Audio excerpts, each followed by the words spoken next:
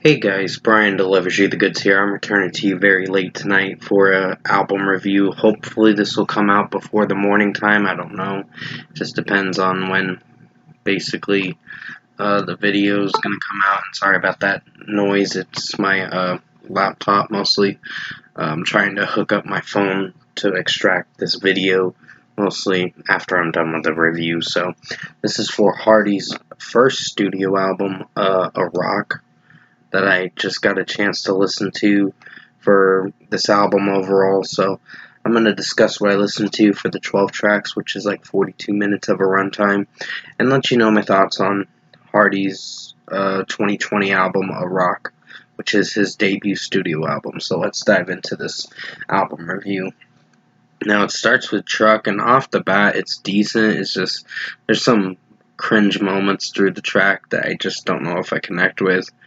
I don't know, this one was decent, it just wasn't my favorite because of how the lyrics turned out and just the execution. So this is a 4 out of 5 for me. I'm just in the middle with this one. Then comes Boyfriend, and that was, it was meh. It wasn't great in any way. I just think the lyrics kind of are a little cheesy, in my opinion, and Hardy tries to make it work, but it just, there's something about it that doesn't really connect in this for this song. So 3 out of 5. Give hell some hell. Give heaven some hell. I meant to say. I said give hell some hell is what I was trying to say, but it's actually give heaven some hell. I just worded my words wrong mostly. I think this track's decent. It's not anything great. It's just, I guess this is a song about one of his friends that passed away, which is pretty sad to hear. I think that's what the story's telling about. I mean, I don't know for sure, but basically, this is a 4 out of 5. I think it's a decent track. It's not terrible. Just another one of the hit or miss songs. Then comes Boots, and that one was a average song. Don't know if I like it. I'm in the middle with this one mostly because of how it sounds overall, and Hardy's vocals make it sound a little weird from time to time. So 3.5 and 5. Where You At is a okay song. It ain't that great. It's kind of yeah. I just personally think this track just didn't deliver the way I thought it would. I was going to give it a 2.5 out of 5, like 2.5 out of 5, but considering that I have a soft spot for this artist, I'm going to give him a 3 out of 5 for this song. This is okay, it's just not anything great because I actually like the second album. Honestly, I mean, it's a nostalgia thing. I don't know what it is. Just something made me connect to that album for some odd reason. I mean, yeah, I might have overhyped it a little bit, and I'm sorry about that, but still, it's a pretty good album, despite what other people say about it. So, pretty much Where You At is a 3 out of 5. Then comes Ain't a Bad Day, and that's... excuse my yawning. And that is a decent track for what it went for. I don't hate it, I just think the lyrics kind of throw me off from time to time. So this is a 4 out of 5. Then comes One Beer featuring Lauren, Elena, and Devin Dawson. This one was average. It wasn't that great of a track. So I'd give this a 3.5 out of 5. I don't hate this song per se. I just don't know if I like it to the extent where I think it's my favorite track off this album. So this is a 3.5 out of 5 for me. Then comes So Close featuring Ashland Craft, and that is not a bad song. I like Hardy's vocals in this track overall. I think a little over the first half of the album, if I'm being honest, is not the best. If I'm being 100% honest.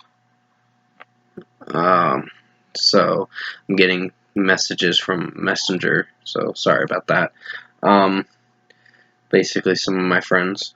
Pretty much So Close to getting a 4.5 out of 5. I don't hate this track with Ashland Craft in it. I just don't know if I like it to the extent where I think it's one of my favorites, but it is one of the highlights for this album. Then comes Broke Boy, and it sounds a little cringy and cliche with how the lyrics are turning out, but I think Hardy makes it work in his own way. It's a good song in its own way. It's not great, so I'd give it a 4.5 out of 5. Hate Your Hometown actually didn't sound so bad. I like his vocals in it from time to time. I don't think it's the best track off this album, but I think it's solid and good for what it is. It is another one of the highlights for the album. So, 4.5 out of 5. Unapologetically country as hell. This one, it was not bad. I mean, it followed the melody pretty alright. It took me a little bit to get used to the melody. As I progressed through the song, I started getting used to it a bit, and I'm like, it's kind of fun to sing along to. So, it's one of those uplifting tracks, I guess you could say. So, 4.5 out of 5. And then comes the title track, Iraq, which I think is about the guy giving a proposal to basically the woman of his dreams and all that. So, basically, it's about proposing to the girl you like mostly. So, it's got a pretty interesting message to this track, and I think it's a pretty good song. Would I say it's my favorite song off this Hardy album? I think it's probably one of the favorites. I wouldn't say it's my favorite of all time, but I think it's a solid track. It is one of the highlights for this album, a second highlight for this album, so 4.5 out of 5. Overall, production, mixing, and execution-wise, I found myself to think this album was meh. I don't know, there was just something about this album I didn't click with.